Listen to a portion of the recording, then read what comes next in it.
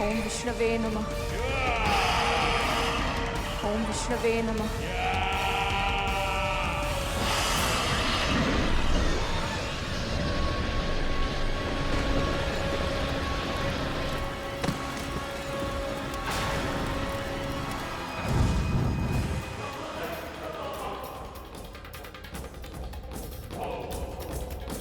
आशा कीजिए कि आपका पुत्र भी हमारी मां की रक्षा और उनका सम्मान ऐसा ही कर रहा हो।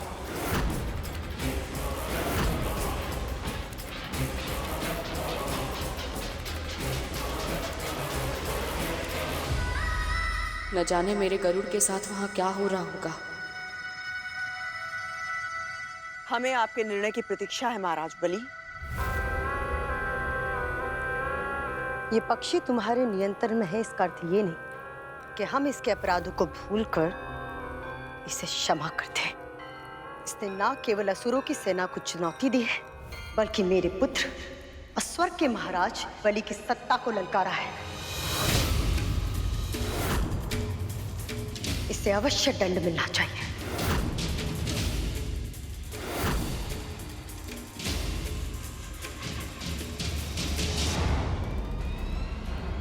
पर एक उपाय है।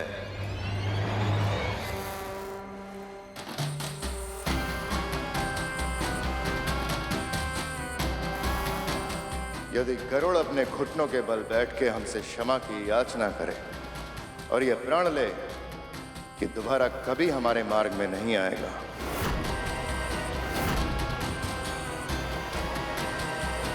तो शायद हम उसे क्षमादान देने के बारे में विचार कर सकते हैं।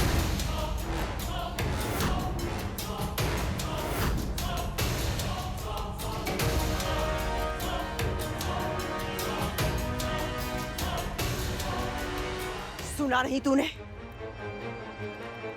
घुटने के बल बैठ और क्षमा मांग।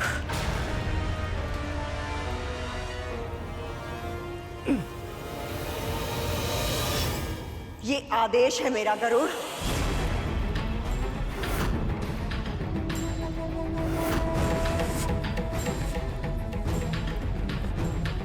क्या हुआ? तुम्हारी माँ और नाग भाई अभी भी युद्ध स्थल में है। क्या तुम उनकी और अपनी रक्षा नहीं करना चाहते?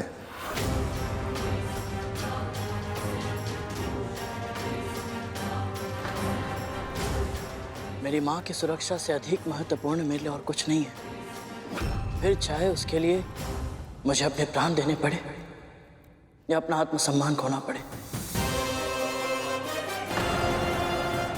किंतु महाराज, मेरी माँ ने मुझे सिखाया है कि किसी भी त्वरित लाभ के लिए या केवल वाद विवाद को समाप्त करने के लिए क्षमा मांगना उचित नहीं। क्षमा मांगने से पहले अपनी भूल का आभास होना अति आवश्यक है, क्योंकि यदि ऐसा ना हो तो क्षमा मांगने के बाद भी वो व्यक्ति फिर से वही भूल कर देगा और फिर उसकी क्षमा याचना का कोई अर्थ नहीं बचेगा।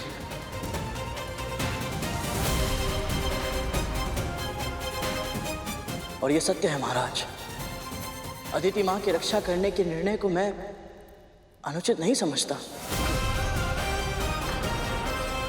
यदि आवश्यकता हो तो मैं फिर से करूंगा, सहर्ष करूंगा।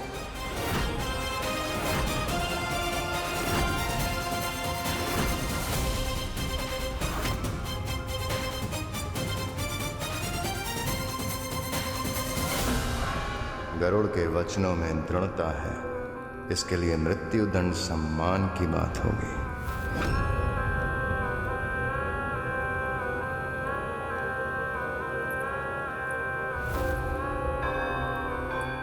पुत्र, आप किस बात की प्रतीक्षा है? असुरों के महाराज, स्वर्ग के शासक हो तुम। जो शीश तुम्हारे सामने ना झुके उसे धड़ से अलग करना उचित है। जो शीश तुम्हारे सामने ना झुके उसे धड़ से अलग करना उचित है।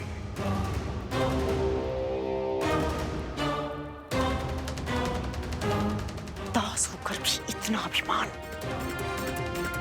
तेरे लिए मैंने अपने और अपने पुत्रों के प्राणों को संकट में डाला है, एक विनीत भाव से क्षमा भी नहीं मांग सकता? जब से इसकी माँ दासी बनी है उसने किसी आदेश की अवहेलना नहीं की। और एक ये है, ना तो उसने दास होने का धर्म निभाया, ना पुत्र होने का कर्तव्य।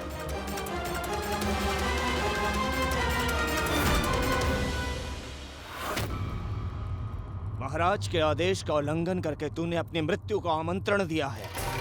मैं तो कहता हूं इस पक्षी के कर्कश गायन की प्रतीक्षा ही क्यों करनी। मैं अभी यमदूत से इसका साक्षात्कार करवाता हूं।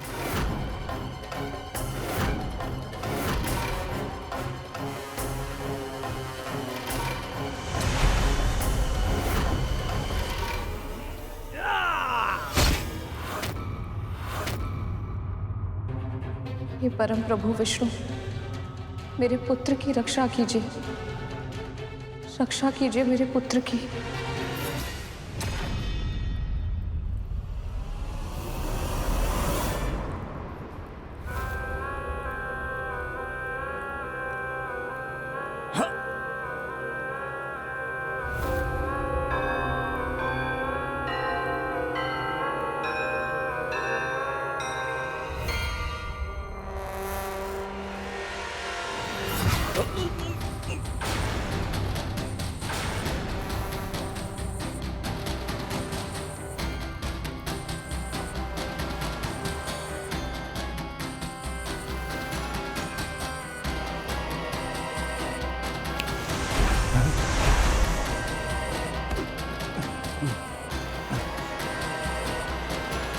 मृत्यु केवल शारीरिक हिंसा से नहीं होती राहु।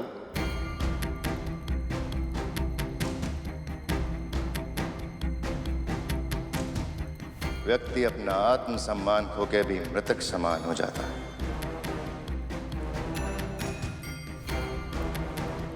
यदि गरुड़ एक बार क्षमा नहीं मांग सकता तो उसे सहस्त्र बार झुकना होगा। पूरी प्रजा के सामने से 1,008 बार करबद्ध प्रणाम करके हमारे महाबलीपुरम की प्रदक्षिणा करनी होगी।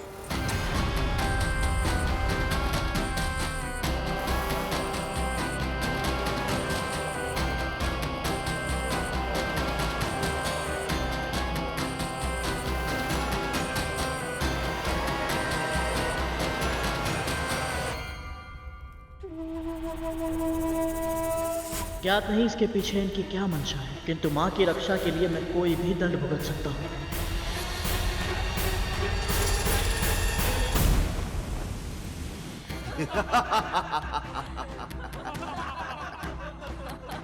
सुना है ये बहुत ही शक्तिशाली पक्षी है।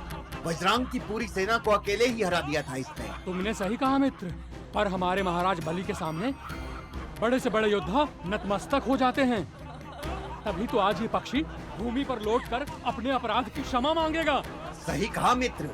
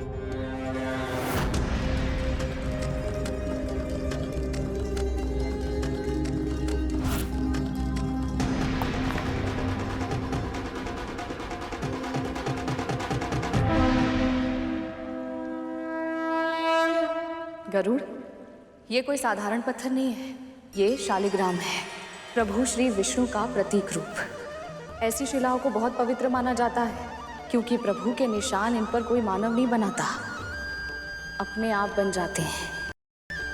समय के साथ प्रभु की कृपा से। शालिग्राम अनेक तरह के होते हैं जिन्हें उनके आकार, रंग और चक्र, मुख, वनमाला आदि निशानों के आधार पर पहचाना जा सकता है। यदि तुझे कभी कोई ऐसी शिला मिले तो उसे साक्षात प्रभु श्री विष्णु का आशीर्वाद समझना, उसका आदर करना।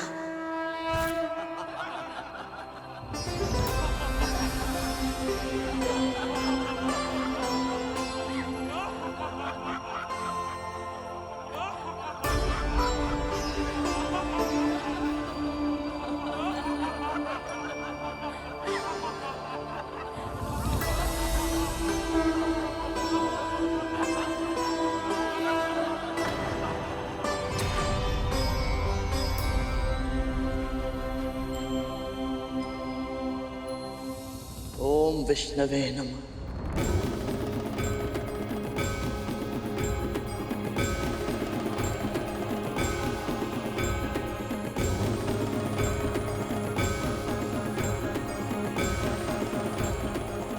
ओम विष्णवे नमः। ओम विष्णवे नमः। ओम विष्णवे नमः। ओम विष्णवे नमः। ओम विष्णवे नमः। ओम विष्णवे नमः। ओम विष्णवे नमः। ओम विष्णवे नमः।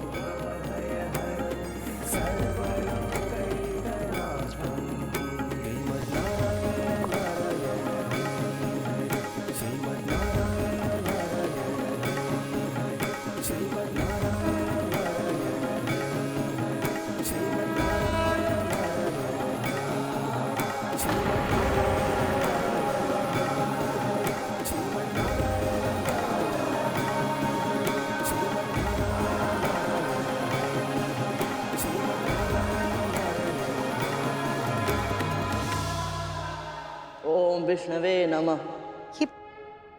ये पक्षी क्या कर रहा है? इसे नगर की परिक्रमा करने के लिए कहा था और ये तो सिर्फ पत्थर के चारों ओर चक्कर काट रहा है। इसको ना केवल महाबलीपुरम की, देखिए ये संपूर्ण सृष्टि की परिक्रमा कर रहा है। ओम विष्णवे नमः। ध्यान से देखिए। ओम विष्णवे नमः। ओम विष्णवे नमः। शालिग्राम।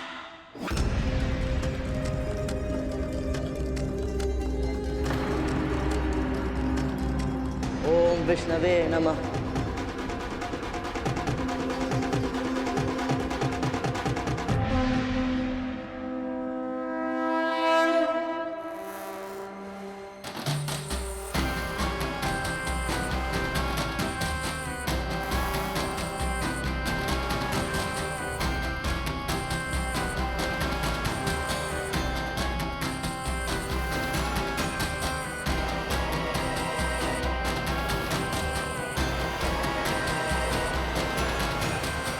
हम असुर सदा से महादेव शिवशंकर के भक्त रहे, किंतु आज तुमने शालिग्राम की परिक्रमा करके भगवान विष्णु को भी यहाँ स्थापित कर दिया है। आज से महाबलीपुरम में भगवान विष्णु की भी भक्ति हो।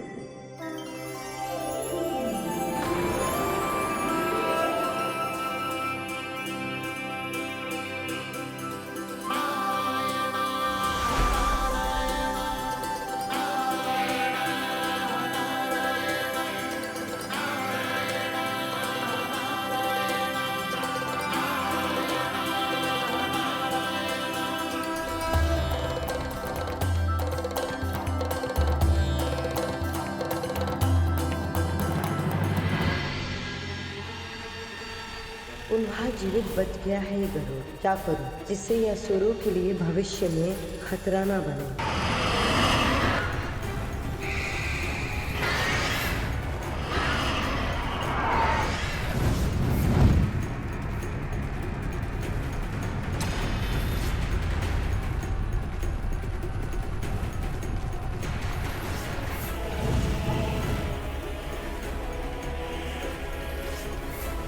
बच क्या रहा? किंतु भैया अचानक से ये सब लुप्त कैसे हो गए?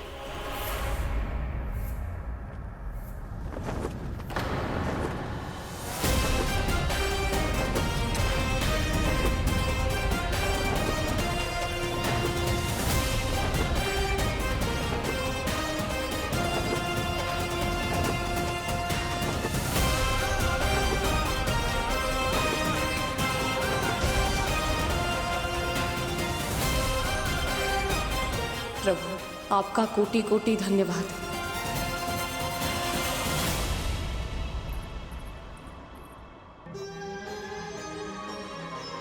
माँ, माँ,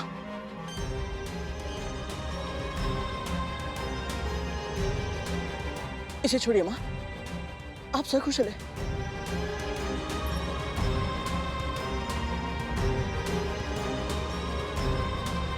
तुम ठीक हो ना?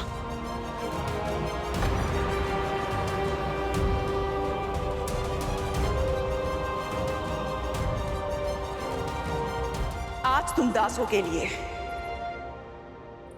मैंने मेरे पुत्रों के प्राणों को दांव पर लगाया है।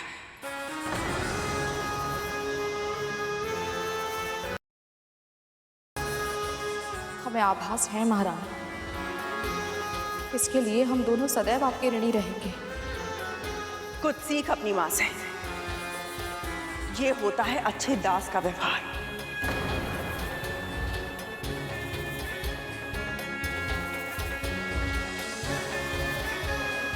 और तूने इस ऋण को स्वीकार किया, बहुत अच्छा किया। पर अपने पुत्र को समझाना।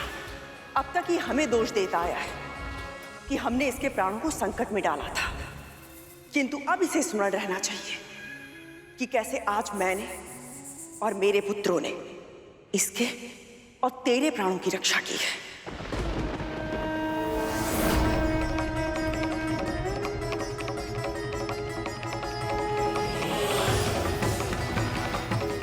महारानी, मैं सच्चे हृदय से आप सबका आभारी हूं।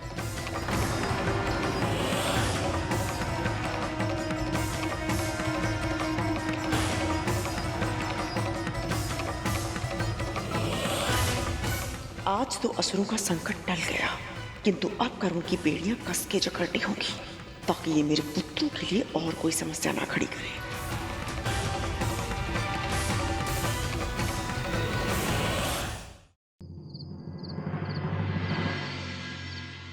माया भी बहुत ढीठ है।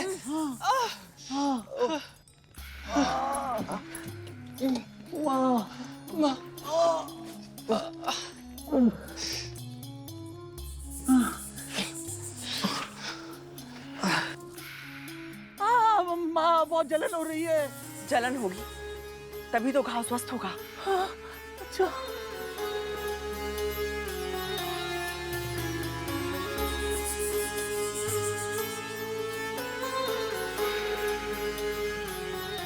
माँ, सत्य कहूं, जब आप अचानक से गरुड़ के साथ चली गई तो मैं भी सोच विचार में पड़ गया। महाराज बलि से अकेले मिलने जाने का निर्णय आपको संकट में डाल सकता था। माँ, आपने ऐसा क्यों किया? क्योंकि वो अपने पुत्रों से बहुत प्रेम करती हैं। पता है उन्हें, गुरु शुक्राचार्य की मृत संजीवनी विद्या के कारण वर्तमान में असुर बहुत अधिक शक्तिशाली हैं। उन्हें सर्पों का शत्रु बनाना नहीं चाहती कद्रू दीदी। बड़ी माँ अपने पुत्रों की रक्षा करना चाहती थी, ये तो मैं समझता हूँ माँ। पर जब दीदी माँ ने उनसे कहा कि वो मुझे असुरों को सौंप दे और ये युद्ध समाप्त हो जाएगा, तो उन्होंने मेरी रक्षा क्यों की? क्यों मुझे दीदी माँ को नहीं सौंपा उन्होंने? क्योंकि मैं दीदी को अच्छे से जानती हूँ। वो गरुड़ को दास बना लेती और अवसर पड़ने पर उसकी अद्भुत शक्तियों को हमारे विरुद्ध उपयोग करती।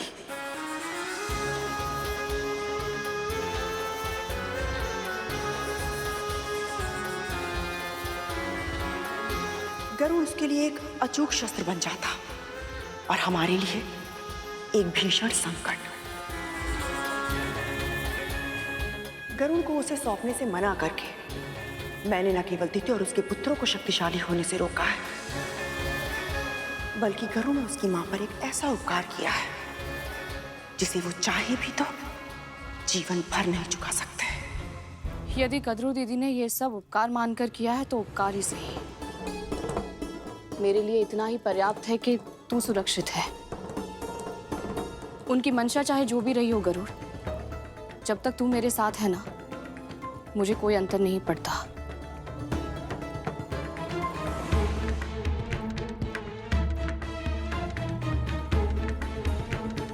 किंतु मुझे अंतर पड़ता है माँ। आखिर ऐसा क्या चल रहा है उनके मस्तिष्क में?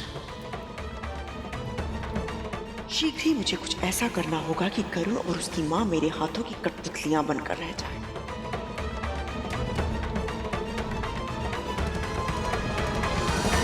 तुम सब पर अभिमान है।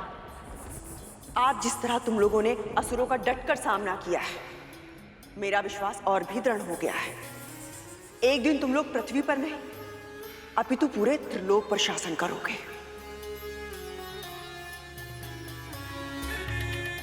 आज तुम सबने जो कौशल दिखाया है, तुम्हारे पिता को तुम पर गर्व होगा और प्रसन्नता भी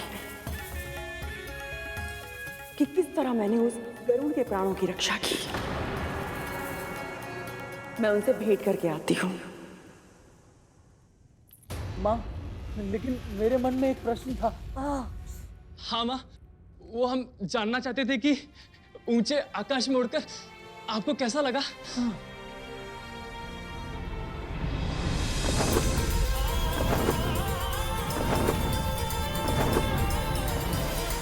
हाँ माँ, बताइए ना, आपको कैसा लगा पक्षियों की तरह उड़कर? सम्मोहक, मनमोहक, नदी के बहते जल की तरह मुक्त, किसी स्वप्न जैसा था आकाश में उड़ने का अनुभव।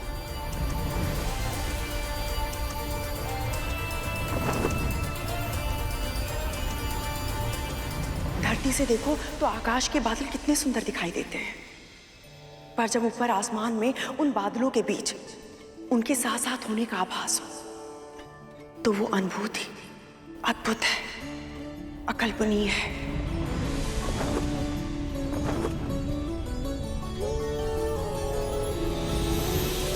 मैं तो सबसे अधिक प्रभावित हुई उस गरुड़ की गति से।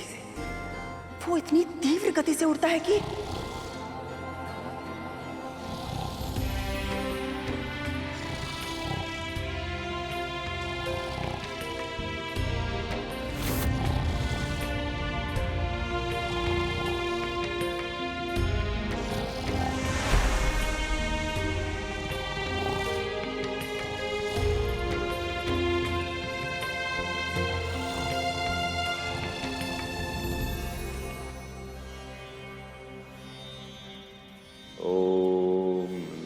भगवते वासुदेवाय। ओम नमः भगवते वासुदेवाय। ओम नमः भगवते वासुदेवाय। ओम श्री भगवते वासुदेवाय।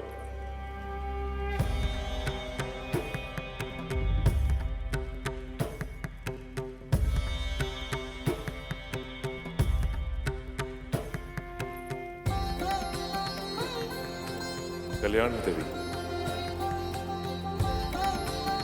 इस समय यहाँ कैसे आना हुआ? मैं आपको सूचित करना चाहती थी स्वामी कि असुरों ने हमारे महल पर आक्रमण कर दिया था, किंतु हमारे पुत्रों ने बहुत ही वीरता के साथ युद्ध किया और विंता की रक्षा की। इसी बीच मैं गरुड़ को लेकर महाराज बलि के पास गई और उनसे युद्ध समाप्त करके शांति की स्थापना करने में सफलता प्राप्त की। असुर तो गरुड़ को प्राणदंड देना चाहते थे, किंतु मैंने उन्हें समझाया और गरुड़ की रक्षा की। आपने नहीं, गरुड़ की रक्षा उसकी मां की प्रार्थनाओं और स्वयं भगवान श्री विष्णु ने की।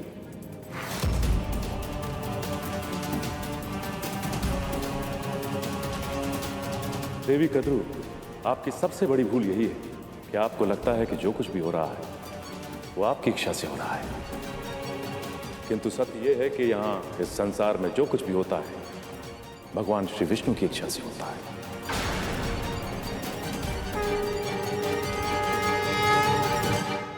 कम से कम आज तो मेरे प्रयासों की प्रशंसा करते थे स्वामी। आप अपने पुत्रों को सर्वश्रेष्ठ बनाना चाहती हैं, किंतु ये लक्ष्य गरुड़ का अत्याचार या उसे बंदी बनाने की आवश्यकता नहीं है। उसका जन्म महान उद्देश्यों के लिए हुआ है और उसमें से सबसे बड़ा उद्देश्य है उसकी मां को दास्तां से मुक्त कराना।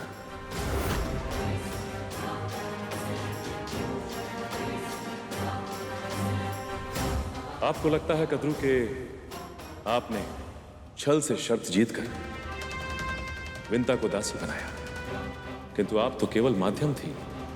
जिस दिन अरुण का जन्म हुआ था उसी दिन विंता को यह श्राप भी मिल गया था और साथ ही साथ उसका निवारण भी। यदि आपके एक पुत्र ने आपको भीषण श्राप दिया है तो वही आपका ये दूसरा पुत्र आपको श्राप के बंधन से मुक्त करवाएगा।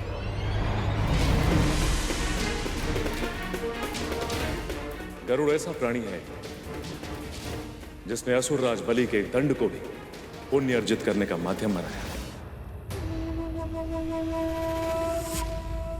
उसमें अद्भुत बुद्धि है। आप केवल उसके तन को दास बना सकती हैं, किंतु चाह कर भी आप उसके मन और मस्तिष्क को अपना बंदी नहीं बना सकती। अपनी मां को मुक्त कराना उसकी नियति है और वो अपने इस उद्देश्य को पूरा करके रहेगा।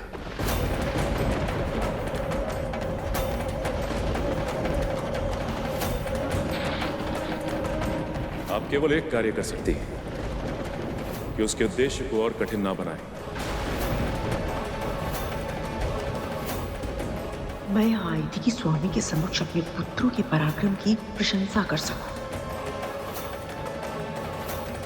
किंतु वे खुद गरुड़ का पक्ष लेकर बात कर रहे हैं।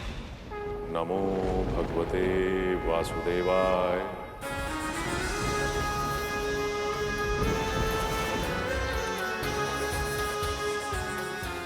मैंने विंता और गरुड़ के लिए इतना सब किया, अपने पुत्रों के और स्वयं के प्राणों को भी संकट में डाल दिया। असुरों से उसकी रक्षा करने के लिए उन दोनों को तो मेरा जीवन भर के लिए ऋणी होना चाहिए। मुक्त होने के बारे में सोच भी कैसे सकते हैं वो? महाराज, गरुड़, तुम इस समय यहाँ क्या कर रहे हो? क्षमा कीजिए महारानी, मेरा उद्देश्य आपको भयभीत करना नहीं था, बस कुछ कहना है आपसे। जो भी कहना है कल कहना, आज बहुत रात हो चुकी है, तुम जाओ यहाँ से। महारानी, एक विनती करनी है, बस 2 पल के लिए सुन लीजिए। ऐसी कौन सी विनती करनी है जो एक रात भी प्रतीक्षा नहीं कर सकते तुम? कहा ना, मुझे विश्राम की आवश्यकता है, कल बात करेंगे। महारानी, यदि इस विचार को और अधिक समय तक मेरे मन में रखा तो मेरे हृदय का भार मेरे प्राण ले लेगा। मैंने अपने जन्म से लेकर आज तक आपको अपनी मां के साथ अत्याचार करते देखा, अपने वचनों से, अपने कर्मों से उन्हें दुखी करते देखा है। पर आज जब आपने दीदी मां को मुझे सौंपने से मना कर दिया तब मुझे आभास हुआ महारानी कि आपके व्यक्तित्व के और आयाम भी है जो इस बाहरी आवरण के पीछे छिपे हैं। आज तक मैंने एक अत्याचारी महारानी को देखा था, पर आज एक बड़ी बहन को देखा जिन्होंने अपने पुत्रों को आदेश दिया कि वो उनकी छोटी बहन की रक्षा करे। आज पहली बार मैंने अपनी विमाता को देखा जो मेरे प्राणों की रक्षा करने के लिए स्वयं शत्रुओं के सामने दीवार बनकर खड़ी हो गई। आज पहली बार मैंने एक मां को देखा जो अपने पुत्रों से इतना स्नेह करती है कि उनके भविष्य की सुरक्षा के लिए उन्होंने अपना जीवन दांव पर लगा दिया। इसे प्रशंसा कहते हैं करो। तुम्हें तो विनती करनी थी ना। विनती करनी है, पर आपके भीतर छिपी अपनी बड़ी मां से विनती करनी है मुझे। मेरी मां को उनका जीवन लौटा दीजिए, उन्हें अपनी दास्ता से मुक्त कर दीजिए बड़ी मां।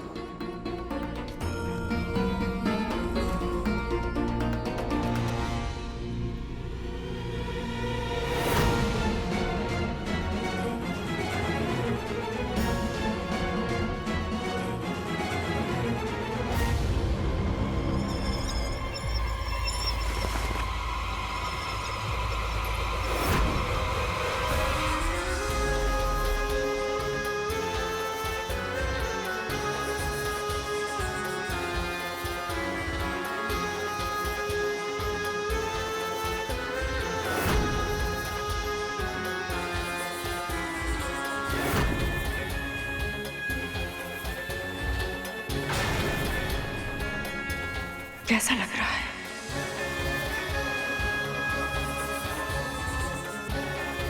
अच्छा नहीं लग रहा है ना? किंतु जिसका जो स्थान होता है उसे वही शोभा देता है। चरण पादुका चाहे कितनी भी अच्छी क्यों ना हो, उसे अपने सर के ऊपर नहीं रखा जाता।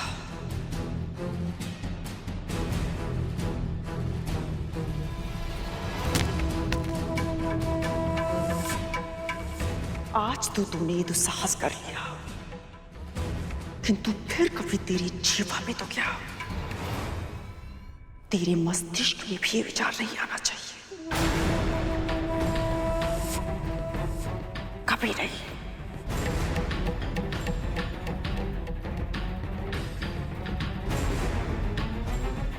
बड़ी माँ,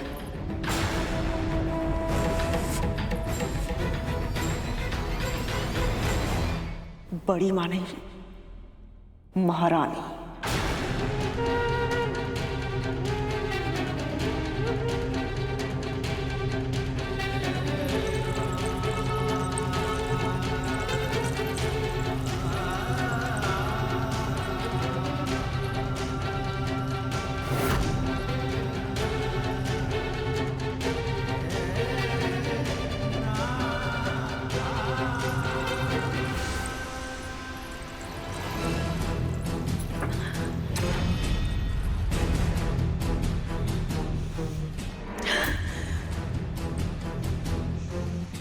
क्यों?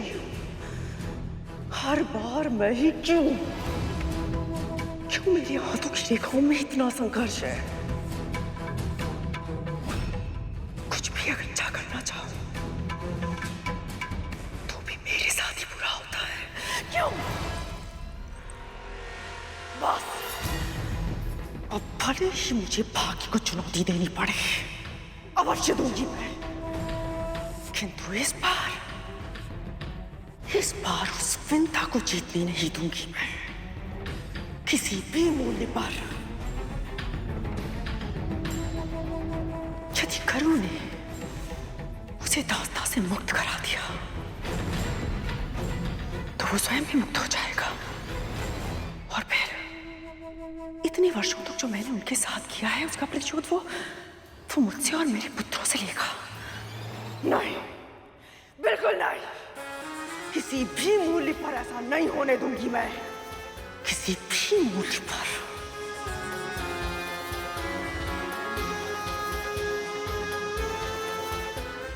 करूं भी तो क्या? कैसे उस पंछी को अपना पिंजरा छोड़ने से रोकूं मैं?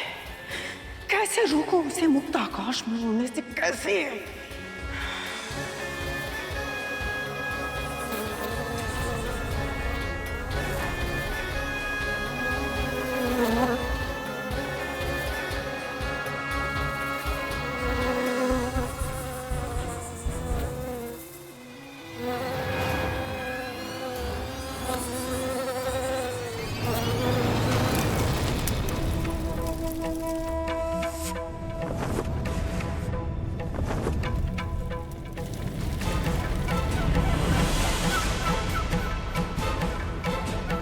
यदि गरुड़ सूर्य लोक के पास गया तो इसी कीड़ी की भांति उसकी मृत्यु भी निश्चित है।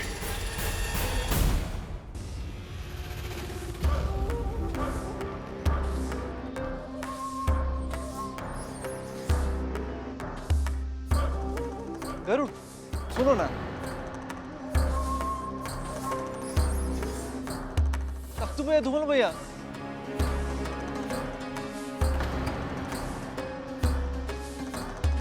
गरुड़, हमारे दास, हमें फिर से भ्रमण पर जाना है। जो आज्ञा स्वामी। पर आज हम रथ से नहीं जाएंगे। हाँ हाँ। तो फिर? जब दास आकाश में उड़ सकता हो तो भूमि पे भ्रमण करने की क्या आवश्यकता? वहां तक तो भैया, ये तो बिल्कुल तक्षक भैया का स्वर है। यदि तुम्हें ऐसे और भी स्वर सुनने हैं तो तुम्हें हम सबको आकाश भ्रमण पर ले जाना होगा। आज का ये दिन बहुत शुभ है दीदी। देखिए, गरुड़ और उसके नाग भाई एक दूसरे के साथ कितने प्रेम से बातें कर रहे हैं। क्या ऐसा नहीं हो सकता कि इनके संबंध सदैव ऐसे ही रहे, स्नेह से भरपूर? तुमने तो मेरे मुंह की बात छीन ली। मैं भी ऐसा ही सोच रही थी। सच? बिल्कुल सच। बहन,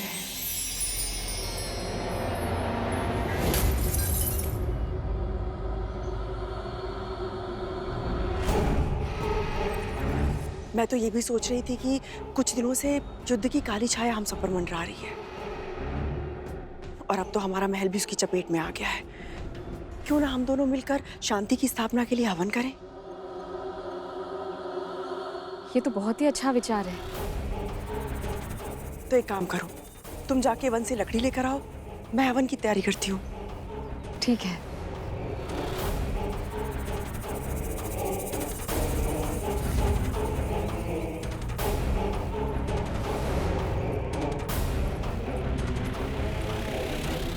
गरुड़, तुम कहाँ जा रहे हो?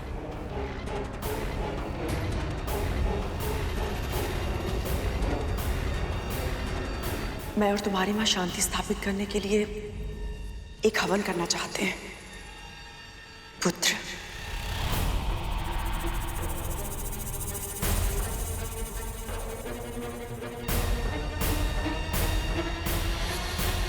और उसके लिए तुम्हें एक विशेष सामग्री लानी होगी। आदेश दीजिए महाराज।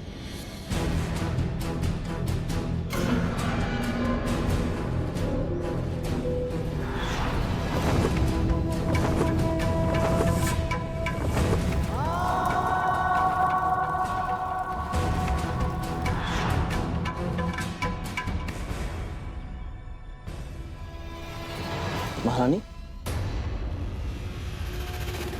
मुझे सूर्य पुष्प चाहिए।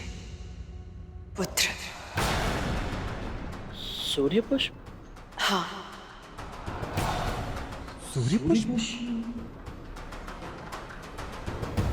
और उसके लिए तुझे सूर्यलोक जाना होगा, क्योंकि यह अद्भुत पुष्प वहीं खिलता है। पुत्र।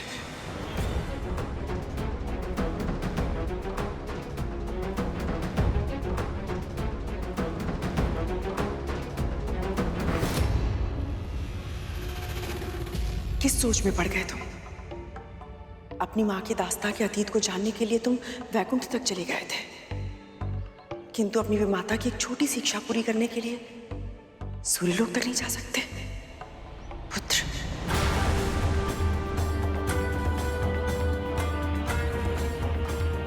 आपकी इच्छा अवश्य पूरी होगी बड़ी माँ।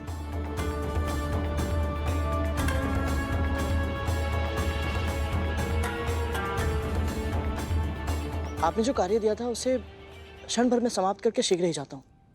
फंस गया पंछी पिंजरे में। अब गरुड़ नाम की समस्या का हमेशा हमेशा के लिए समाधान हो जाएगा।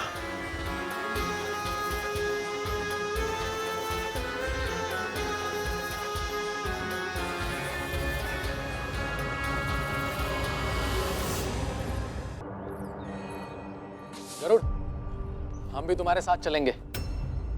हाँ, परंतु ले चलो ना गरुड़। बहुत मन है हमें अंतरिक्ष भ्रमण करने का। अच्छा ठीक है, परंतु आप लोग महारानी के आगे ले लीजिए पहले।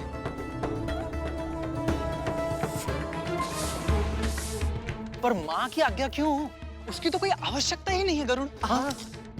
नहीं धूमल भैया, एक बार मैं अपनी माँ की आज्ञा के बिना घर से दूर जा चुका हूँ और मैं नहीं चाहता कि आप सब भी वही भूल करें। इसलिए आप लोग जाइए और बड़ी माँ की आज्ञा ले लीजिए। यदि उन्होंने आज्ञा दी तो मैं अवश्य आप सबको ले चलूंगा। मैं हाथ धोकर आता हूँ।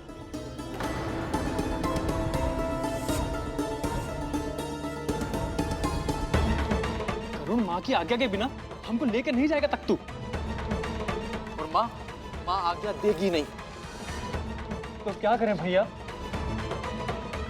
बड़ा मन है अंतरिक्ष भ्रमण करने का।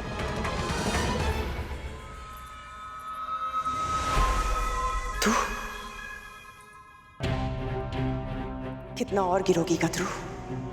तुम्हारे स्वामी, जिनका हृदय इतना शुद्ध है कि देवता भी उनसे परामर्श लेते हैं, उन्होंने भी तुम्हें समझाया कि गरुड़ उसकी मां को मुक्त कर दो, किंतु तुम उनके सुझाव के बिल्कुल विपरीत कार्य कर रही हो। गरुड़ को गंभीर रूप से घायल करने का षड्यंत्र रच रही हो तुम, ताकि वो अपनी मां की रक्षा ना कर पाए। तुम भूल रही हो गदरू, जो अन्य व्यक्तियों के लिए विपदा उत्पन्न करता है, उन्हें स्वयं भी उसी विपदा का सामना करना पड़ता है।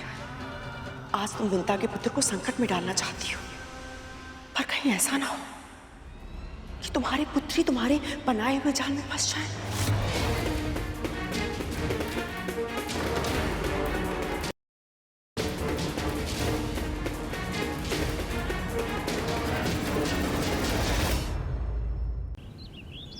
गरुड़, तू गया नहीं अभी तक? महारानी, आपके पुत्र मेरे साथ जाना चाहते थे, तो मैं आपके आगे की प्रतीक्षा कर रहा था। मैं तेरी माँ की तरह नहीं, जो अपने पुत्रों को उनकी इच्छाएं पूरी करने से रोकूं, और तू भी उनकी इच्छा पूर्ति में बाधा नहीं बनेगा। स्मरण रहे, केवल मेरा ही नहीं, मेरे पुत्रों का दास भी है तू। वो जो चाहते हैं वैसा ही कर। जो आज्ञा महारानी।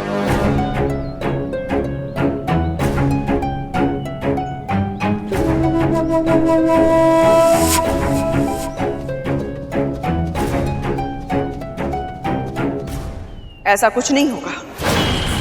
मेरे पुत्रों के हित के लिए सबसे उत्तम क्या है, इस बारे में मेरे और मेरे स्वामी के विचार बिल्कुल भिन्न भिन्न हैं। मैंने पहले भी कहा था, एक पिता अनासक्त हो सकते हैं, किंतु मेरे लिए संभव नहीं है। और इसलिए मैंने उस गरुड़ रूपी संकट को अपने मार्ग से हटाने के लिए एक ऐसा उपाय सोचा है जिसकी काट संभव नहीं है। सत्य कहा तुमने, तुम्हारा उपाय अचूक है। जो तुमने सोचा वही होगा। विष्णु लोक की यात्रा के समय सूर्यदेव और गरुड़ की भेंटावशी हुई थी, किंतु उसने सूर्यलोक में प्रवेश नहीं किया था। किंतु अब तुम्हारे आदेश के कारण उसे सूर्यलोक के भीतर प्रवेश करना होगा, और तब होगा उसे सूर्य के असहनीय तेज और विकराल ताप का अनुभव। उसके पंख जल जाएंगे। मृत्यु नहीं भी हुई तो भी तड़प तड़प कर वो पृथ्वी पर गिर जाएगा।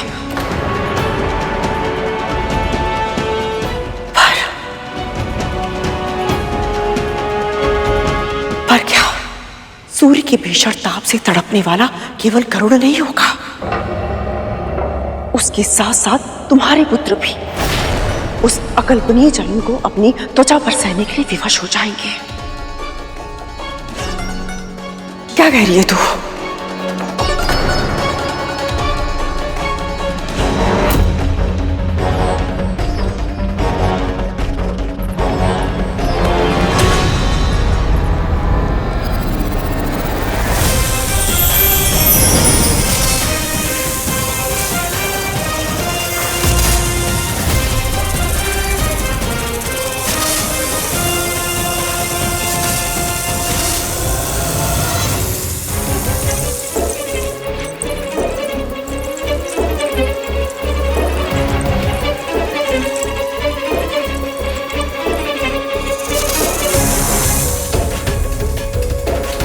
गरुड़, चलो चलो चलो।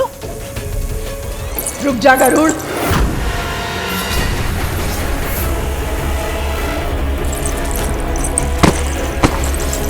कहीं माँ ने देख लिया तो वो रोक लेंगी और सब किया कराया व्यर्थ हो जाएगा। गरुड़, समय क्यों नष्ट कर रहे हो? अब उड़ो भी।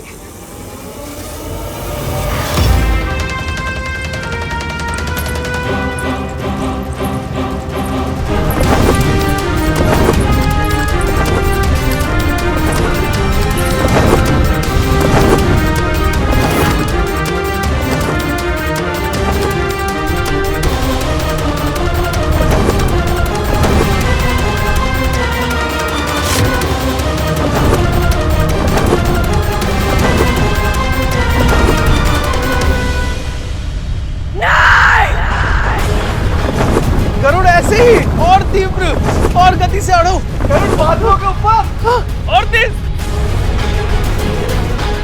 आनंद आ रहा है। तो भैया, धुमल भैया, वो देखो, इतनी ऊंचाई से हमारा महल कितना छोटा लग रहा है। वो माँ है क्या?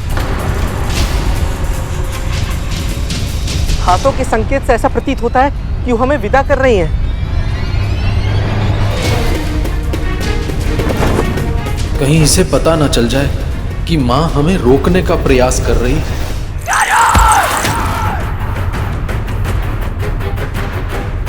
अरे गरुड़, ध्यान कहाँ है तुम्हारा? अरे और ऊपर उड़ो ना।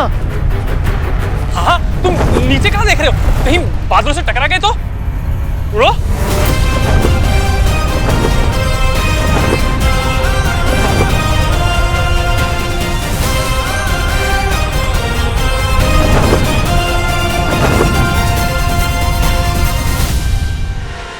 माँ, माँ, माँ, क्या हुआ? माँ आप इतनी घबराई हुई क्यों है? क्या हुआ माँ? बोलिए कुछ। बोलिए माँ।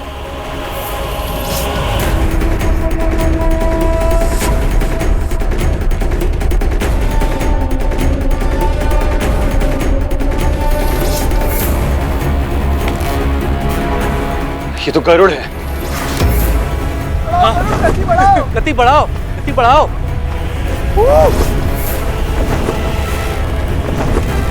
और इसके साथ हमारे भाई, ये उन्हें कहाँ लेकर जा रहा है?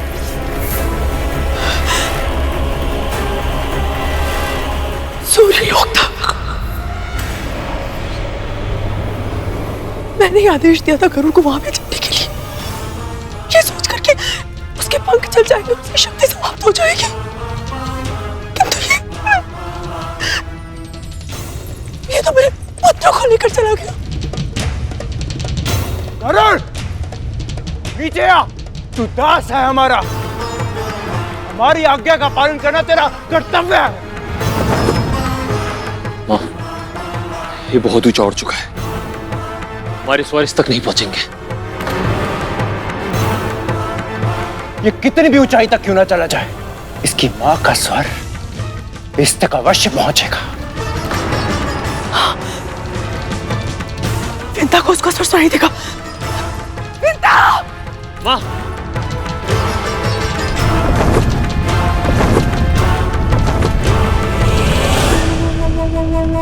कल्पना भी नहीं की थी आकाश में इतना आनंद आएगा।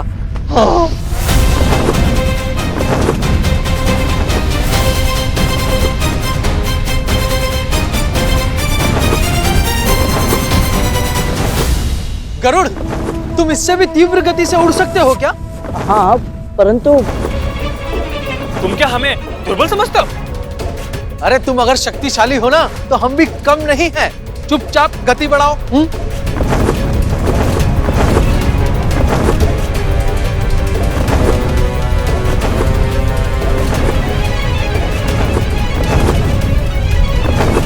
हम अंतरिक्ष में आ गए।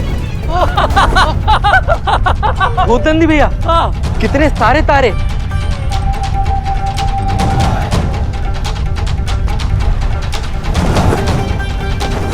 अरे नीचे देखो, हमारी पृथ्वी।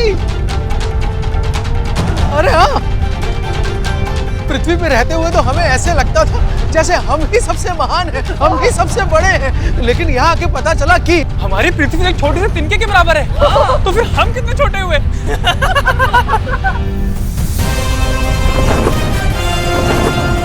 अच्छा ही हुआ कि ये सब मेरे साथ इस यात्रा पर चले आए। संभव है यह अनुभव इन्हें विनय का महत्व सिखा दे और पृथ्वी पर लौटने के बाद ये सब माँ को दासता से मुक्त कराने के लिए बड़ी माँ को मनाने में मेरी सहायता करें।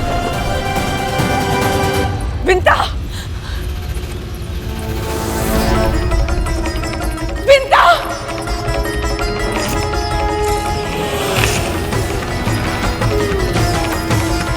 विंता!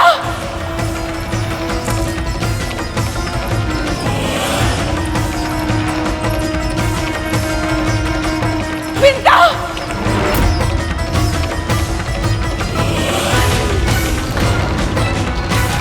ये कद्रू दीदी का स्वर था क्या?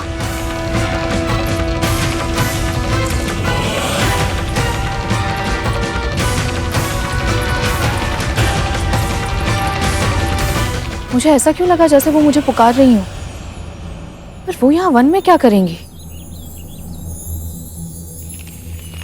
विंता! विंता! विंता! विंता! दीदी, मेरे पुत्र को बचा ले, उनकी रक्षा कर विंता, उनकी रक्षा कर। पर हुआ क्या है? आप ऐसे क्यों कह रही हैं? वापस बुला ले उसे। सोच क्या रही है? वापस आने का आदेश दे उसे। आप इतनी घबराई हुई क्यों हैं और किसे वापस लौटने का आदेश दूं मैं? गरुड़ को। मैंने उसे सूर्य पुष्प लाने भेजा था, किंतु मेरे पुत्र भी उसके पीछे चले गए। मैंने बहुत पुकारा उसे, धरती पर वापस आने के लिए भी कहा, किंतु उसने मेरी नहीं सुनी। वो बहुत दूर जा चुका, मेरी धुरी उस तक नहीं पहुंच रही है। तू बुलाना उसे। यदि मेरे पुत्र को कुछ हो गया तो मैं जीवित नहीं रह पाऊंगी पिता। तू ही है जो उसकी रक्षा कर सकती है। बुला ले अपने पुत्र को, वापस बुला ले। बुलाना, बुला अपने पुत्र को। हाँ, आप चिंतित मत होइए, मैं उसे वापस बुलाती हूँ। गरुड़! गरुड़! गरुड़!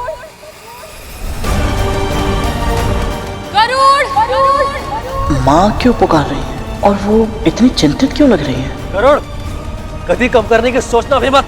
हमारी माँ ने तुम्हें जो कार्य दिया है ना, उसे पूरा किए बिना तुम वापस नहीं लौट सकते हो। हाँ। भूलो मत गरुड़, तुम सिर्फ अपनी माँ के पुत्र ही नहीं, हमारे दास भी हो। इसलिए तुम तब तक वापस नहीं जा सकते जब तक हम आदेश ना दें। स्मरण रखना गरुड़, यदि तुमने हमारी आज्ञा का पालन नहीं किया तो परिणाम तुम्हारी माँ को भोगना पड़ेगा। दास बने केवल 2 ही दिन हुए हैं और अभी से कितना विवश हो गया हूँ मैं कि चाह कर भी अपनी माँ के पास लौट नहीं सकता। तो फिर माँ के लिए कितना कठिन, कितना दुखद होता होगा अपनी इच्छाओं का गला घोटकर इन सब के आदेश का पालन करते रहना, बिना रुके लगातार। उन्हें ऐसे जीवन नष्ट करते नहीं देख सकता मैं।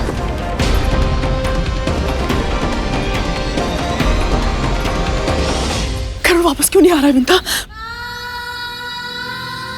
पता नहीं दीदी, मेरी पुकार सुनकर वो वापस लौट कर ना आए, ये संभव नहीं है। हो सकता है कि मेरी पुकार उस तक पहुंच ही ना रही हो।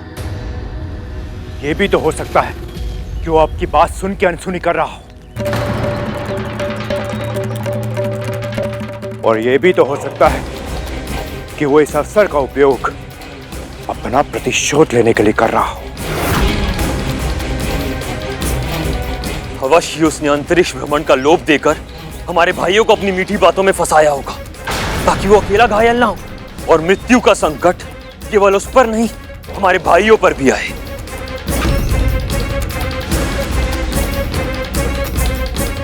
मेरा पुत्र तुम सब जैसा नहीं है। नैतिक मूल्यों का सम्मान करता है, मेरे दिए संस्कारों को मानता है। वो किसी को अपनी मीठी बातों में नहीं फंसाता, केवल सत्य और धर्म के मार्ग पर चलता है मेरा पुत्र। सब समझ में आ गया मुझे। आपने आज हवन की चर्चा इसलिए की क्योंकि आप चाहती थी कि मैं अपने पुत्र को छोड़कर यहाँ वन में आऊं और उसे सूर्यलोक जाने से रोक ना पाऊं। भली भांति जानती थी आप, सूर्यलोक में प्रवेश करना और वहां से सूर्य पुष्प लेकर वापस लौटना असंभव था, फिर भी आपने उसे यह आदेश दिया ताकि इसका पालन करने के कारण सूर्यदेव क्रोध में आ जाए और ऐसी भीषण अग्नि वर्षा करें कि मेरे पुत्र के पंख जल जाए और उसके प्राण।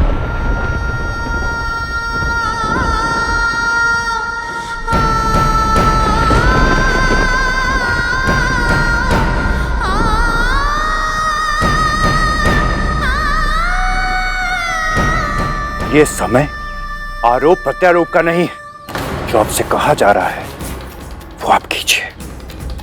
अपने पुत्र को बुलाइए। यदि मेरे भाइयों का तनिक भी अहित हुआ तो मैं बस, और अब शब्द नहीं। पर मां, कालिया,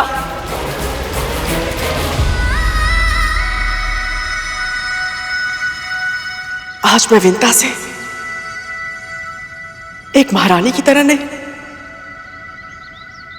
एक मां की तरह बात करना चाहती हूं।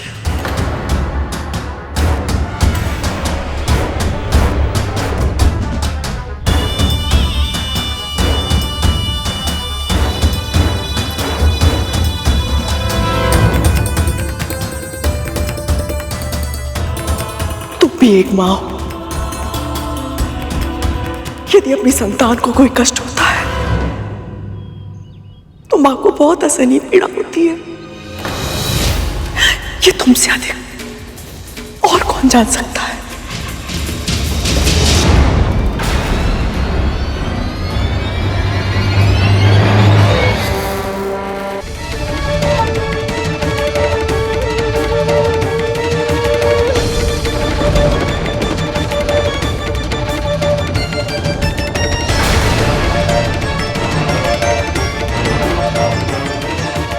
मैं जानती हूं तुम मुझसे क्रोधित हो सकता है मुझे दंड भी देना चाहती हो और मुझे तुम्हारा हर दंड स्वीकार होगा, किंतु मेरे पुत्रों को दंड मत दो विंता।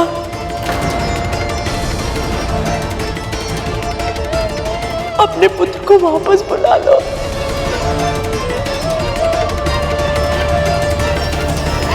बुला लो अपने पुत्र को वापस।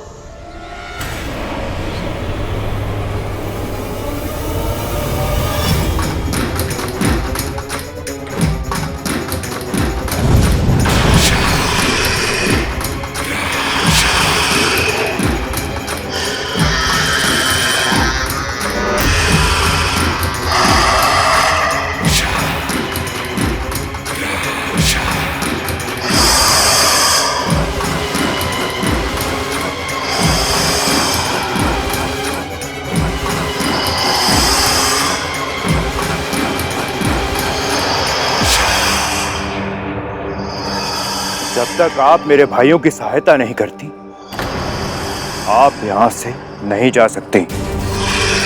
धमकी देने की आवश्यकता नहीं है पुत्र। जानती हूं मुझे क्या करना चाहिए और मैं वही करूंगी। चाहे तुम सब मेरे और मेरे पुत्र के साथ किसी भी प्रकार का षड्यंत्र क्यों ना रचो। मंदिर जाना है मुझे। अपनी पुकार मेरे पुत्र तक पहुंचाने के लिए मुझे महाविष्णु का आशीर्वाद चाहिए। मुक्त करो मुझे।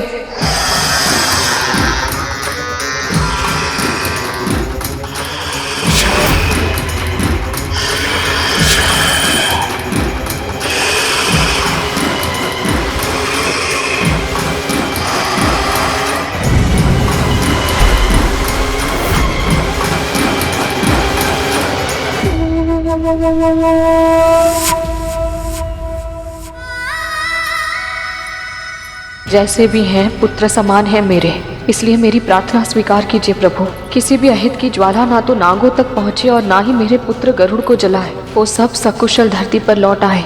सहायता कीजिए प्रभु, सहायता कीजिए।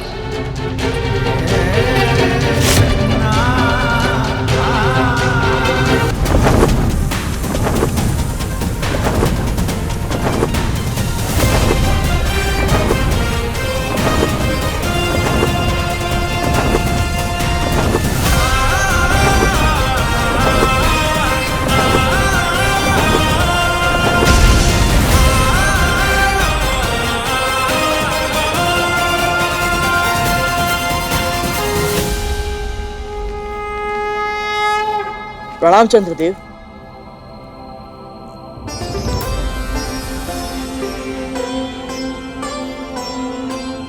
तुम सब यहाँ क्या कर रहे हो? बड़ी माँ का हवन करना है चंद्रदेव, इसलिए मैं सूर्य लोक जा रहा था सूर्य पुष्प लाने। मेरे नाग भाइयों को अंतरिक्ष भ्रमण करना था, इसलिए मैं इन्हें भी साथ ले आया। सूर्य लोक जा रहे हो तुम सब? तुम्हें पता भी है वहां का ताप कितना अधिक है? सूर्यदेव को दूर से प्रणाम करना तो फिर भी आसान था, परंतु सूर्यलोक में प्रवेश करना असंभव है। सूर्यलोक में प्रवेश करने से पहले ही तुम्हारे पंख जल जाएंगे और तुम्हारे इन भाइयों का तन यदि जलकर पूरी तरह से भस्म नहीं भी हुआ तो भी इनके प्राण अवश्य संकट में पड़ जाएंगे।